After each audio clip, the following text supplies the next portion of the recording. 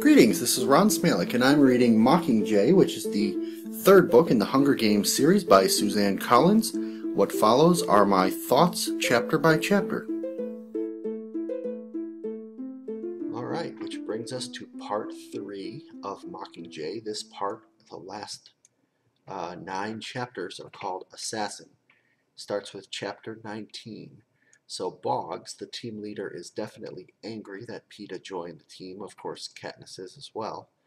And they kind of go off and have a little bit of a discussion um, about the fact that President Coin doesn't really have any more use for Katniss because now the districts are all reunited, and potentially Coin sent Peeta here for Peeta to try and kill her, and this could either make Katniss a martyr or just drum up some drama to show on their footage. And I this kind of bothered me that they jumped right to the thought that Coin could be trying to kill Katniss because it seems kind of extreme and maybe a little bit too early. Um, I would think they would want to attack the Capitol first before. I would think that they want to attack the Capitol first before using up her value. Although I guess maybe the way they explained it is that seeing Katniss as a martyr is going to be more valuable than having her continue as the Mockingjay. So really, at this point, we see Katniss once again feeling like she owes somebody a great debt. This time to Boggs for trying to talk to Coin and get Peeta out of there. But Gale pulls Katniss aside at one point, and he has guessed that she's planning to desert, that she's going to grab the Hollow and run for it and try to kill Snow. So he knows her very, very well. And she gets on the phone with Hamish, or on the headset, and Hamish, during his speech, he says, and I quote this part, Coin may have sent him there hoping that he'd kill you, but blah, blah. So, like, why does Hamish also say that? Like, are they all in on it? Have they discussed it offline that Coin wants to kill Katniss? Because now that's 3 people who've independently verified this. And she doesn't question, like, well, wait, why did you all come up with this at the same time? She just accepts it as truth.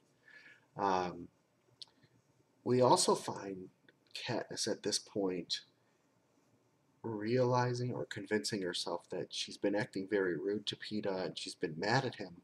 But if she really did feel for him as a person, let alone love him, she should be helping him try to recover. And that if she had turned the tables and she was the one captured, he would be doing everything he could to try to help her recover and get back to herself.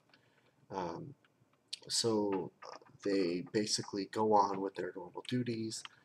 She has a turn basically standing guard over the camp, and Peeta is supposed to be in the middle of the camp where everyone can keep an eye on him. He's not sleeping. They start having an exchange of words and realize that everyone else in the camp is not sleeping and they're listening. And I thought it was funny that Finnick actually speaks up and kind of interrupts their private moment. And the whole camp starts to get to this turning point where they're all going to now help Peeta try to figure out what's real and not real. And from this point forward, they all start reliving parts of his life with him and trying to decipher what was fake by the Capitol. We find out that this Team 451 is going to now go into a special area.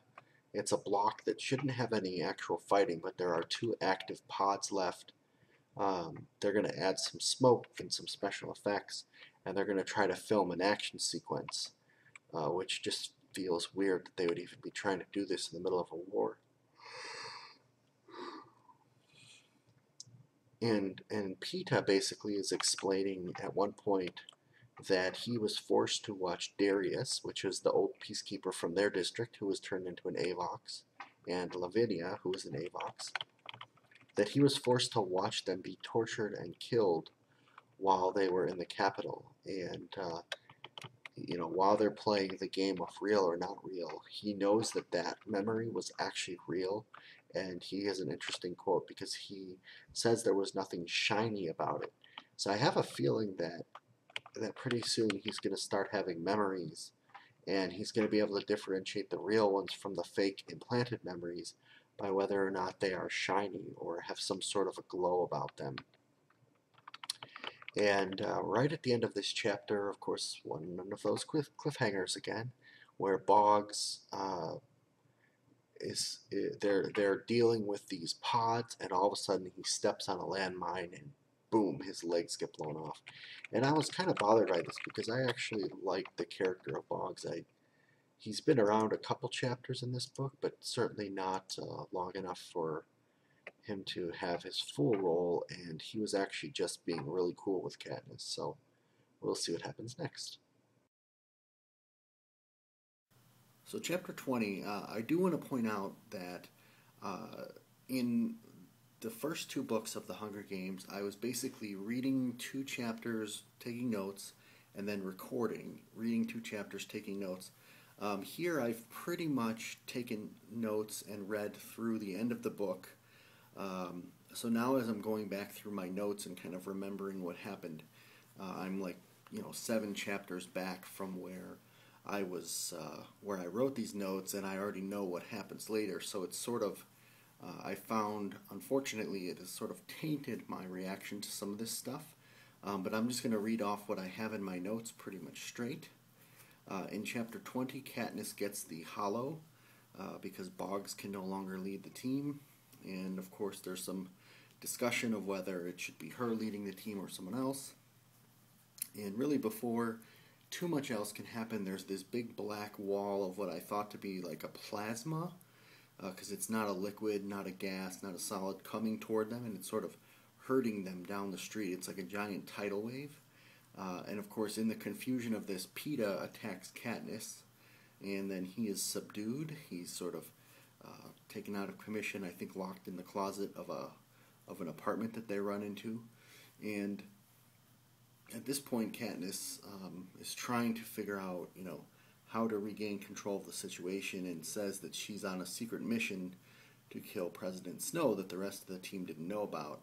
And at this point, the camera, or the reporter, Cressida, and the cameraman lie for Katniss and agree that she's on the secret mission, and they're there to film her assassinating Snow. We find out that it was basically a big wave of gel, black gel, which is kind of weird. Like, some of the stuff that happens from here on out just gets weirder and weirder.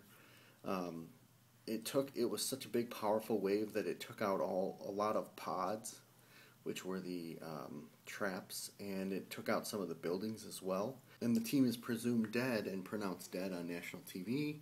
And Peeta basically says, begs them to kill him because he thinks he's going to betray Katniss.